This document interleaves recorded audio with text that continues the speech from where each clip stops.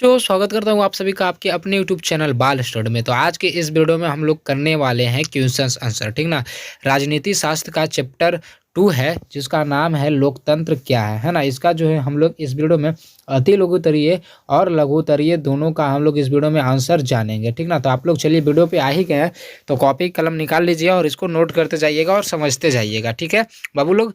चलिए तो देखिए अति लघुत्तरीय का पहला क्वेश्चन क्या है कि चीन की संसद को क्या कहा जाता है। चीन की संसद को क्या कहा जाता है, तो इसका देखिए उत्तर हो जाएगा कि राष्ट्रीय जन संसद। चीन की संसद को क्या कहा जाता है, राष्ट्रीय जन संसद हो जाएगा। पहला का हो जाएगा, ये हो गया आंसर, ठीक है। दूसरा नंबर क्वेश्चन है कि जिम्बाब्वे में किस दल की सरकार है, उसका नेता कौन है। तो इसका देखिए उत्तर हो जाएगा कि जिम्बाब्वे में अफ्रीकी नेशनल यूनियन देशभक्त मोर्चे की सरकार है, उसका नेता जो है रॉबर्ट मुगाबे है। कौन है, रॉबर्ट मुगाबे हो जाएगा इसका राइट आंसर। चलिए तीसरा नंबर क्वेश्चन है कि किस देश में अभी भी महिलाओं को मताधिकार प्राप्त नहीं है ना। मताधिकार प्राप्त नहीं है किस देश में, तो इसका उत्तर हो जाएगा कि सऊदी अरब में जो है अभी भी महिलाओं को मताधिकार प्राप्त नहीं है। बाकी भारत में तो बहुत ज़्यादा ही छूट है महिलाओं के लिए।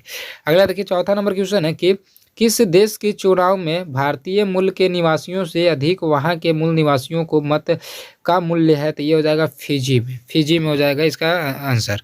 अगला देखिए पांचवा नंबर क्वेश्चन है कि लोकतंत्र के पक्ष में आपकी दृष्टि में सबसे अच्छा तर्क क्या है। इसका उत्तर हो जाएगा कि राष्ट्रीयता और देशभक्ति की भावना का विकास, ये होता है लोकतंत्र के पक्ष में अच्छा राय, ठीक है। चलिए अब अगला देखिए लघु उत्तरीय क्वेश्चन का हम लोग देखते हैं। पहला नंबर क्वेश्चन है कि लोकतंत्र की एक लोकप्रिय परिभाषा क्या है।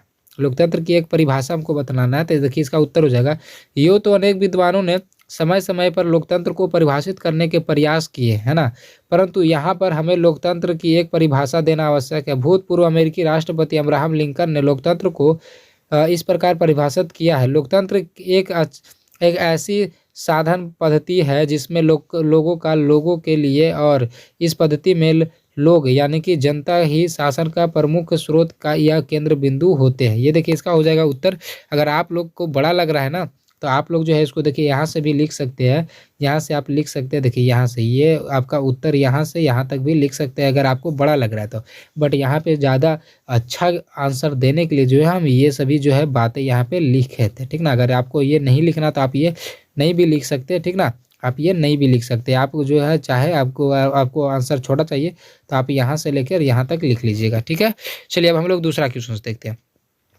दूसरा क्वेश्चन क्या है कि प्रत्यक्ष लोकतंत्र एवं अप्रत्यक्ष लोकतंत्र में अंतर बताया है ना। दोनों में अंतर बताना है, प्रत्यक्ष लोकतंत्र और अप्रत्यक्ष लोकतंत्र में। तो इसका देखिए उत्तर हो जाएगा बाबू प्रत्यक्ष लोकतंत्र, आप लोग लिख के डैश दीजिएगा। उसके बाद लिखिएगा प्रत्यक्ष लोकतंत्र शासन व्यवस्था का वह रूप है जिसमें जनता प्रत्यक्ष रूप से शासन संचालन में भाग लेता है, ठीक ना।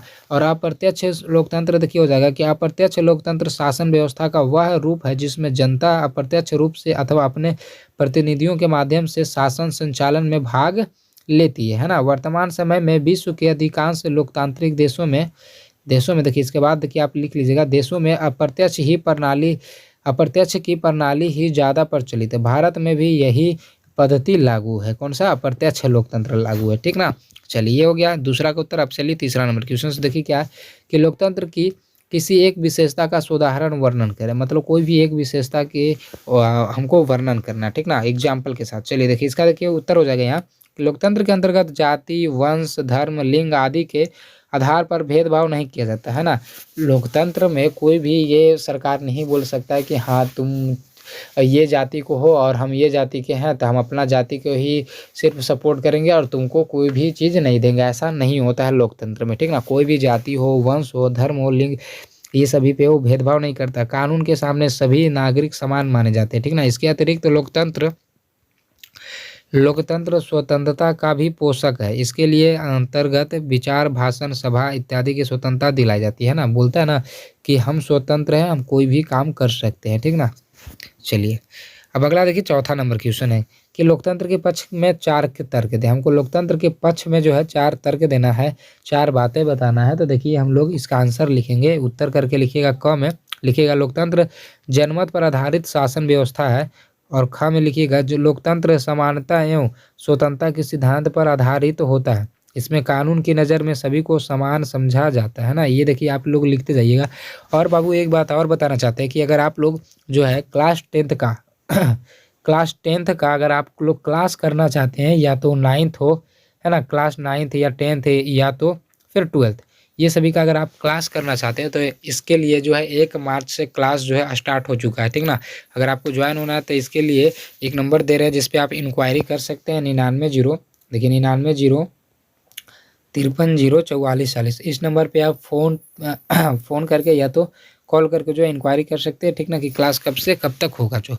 चलिए अगला देखिए, गाँव में देखिए कि वर्तमान युग में लोकतंत्र की हवा तेजी से बहने लगी है। यही कारण है कि विश्व के अधिकांश देशों में तेजी से लोकतंत्र का विकास हो रहा है। ये देखिए तीसरा में आप लोग लिख लीजिएगा। अब चौथा में देखिए है कि लोकतंत्र में क्रांति की संभावना कम रहती है। इसमें प्रत्येक व्यक्ति यह महसूस करता है कि सरकार उसके कल्याण के लिए समर्पित है। ये देखिए हो गया लोकतंत्र के पक्ष में चार तर्क, ठीक ना। चलिए अब देखिए 5वां नंबर क्वेश्चन है, लोकतंत्र के विपक्ष में 4 तर्क दे। 4 के तर्क दे। अब इसमें देखिए विपक्ष में हमको बतलाना, ठीक ना। तो चलिए एक चीज़ और देखिए आपको बता देता है कि अगर आप क्लास को ज्वाइन करना चाहते हैं, जो नंबर दिए थे 99 0 53 0 44 40, जो नंबर दिए इस पे आप तो फ़ोन या कॉल मैसेज करके जो है आप इंक्वायरी कर सकते हैं। लेकिन एक बात बताना चाहते हैं, यहाँ पे जो है हर एक सब्जेक्ट का, क्लास 10th हो या 9th हो या 12th हो, हर एक सब्जेक्ट का यहाँ पे पढ़ाया जाता है, लाइव क्लास चलता है, ठीक ना। तो आप लोग अगर ज्वाइन होना चाहते हैं तो ज्वाइन हो सकते हैं। इसके लिए आपसे फ़ी लिया जा रहा है 499 रुपया। ये अगर फ़ी आपसे लिया जाता है तो इसमें आपको पीडीएफ गेस क्वेश्चंस, ठीक ना, अंतिम में लेकिन अभी पीडीएफ जो दिया जाएगा, फिर नोट्स दिया जाएगा और अंतिम में जो है गेस क्वेश्चंस दिया जाएगा और फिर अंतिम में जो है क्रैश कोर्स भी करवाया जाएगा जब 4-5 महीना रहेगा तब, ठीक ना, तब से ही करवाया जाएगा।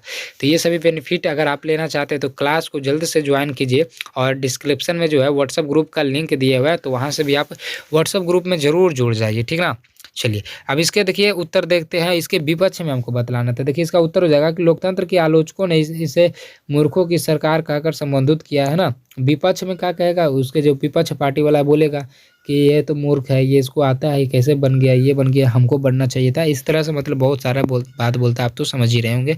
ख में लोकतंत्र एक उत्तरदायी शासन व्यवस्था और ग में है लोकतंत्र में समय तथा धन की काफ़ी बर्बादी होती है, कोई भी निर्णय लेने में काफ़ी विलम्ब होता है। और घ में है लोकतंत्र में पूंजीपतियों की विशेष चलती रहती है, धनी व्यक्ति काफ़ी पैसे खर्च कर गरीब एवं अशिक्षित व्यक्तियों के मत को खरीद लेते हैं ना। जो गरीब है, जो गरीब है, जो अशिक्षित है, उनके मत यानी कि उनके वोट को क्या करता है, खरीद लिया जाता है पैसों के बदौलत। तो ये होता है इसके विपक्ष में।